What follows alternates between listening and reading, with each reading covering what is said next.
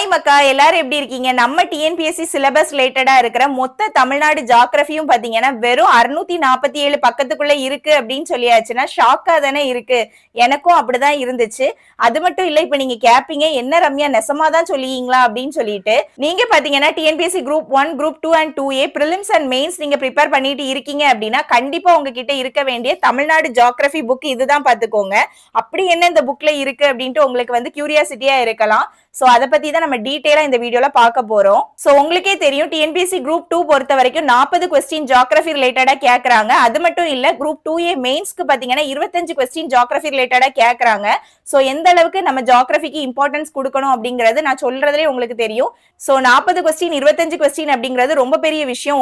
ஒவ்வொரு क्वेश्चनக்குமே அவ்வளவு வேல்யூ கொடுத்து தான் நம்ம படிப்போம். சோ அந்த வகையில பாத்தீங்கன்னா நம்ம தமிழ்நாடு ஜியோகிராஃபிக்கு ரொம்பவே இம்பார்ட்டன்ஸ் கொடுத்து ரொம்ப இன்டெப்தா படிக்க வேண்டிய அவசியம் இருக்கதான் செய்யுது. சோ அதுக்கான பெஸ்ட் அவுட் சோர்ஸ் புக் தான் இன்னைக்கு நான் உங்களுக்கு வந்து காமிக்க போறேன். சோ இந்த புக்கை பத்தின ஓவரால் ரிவ்யூ பாத்துடலாமா?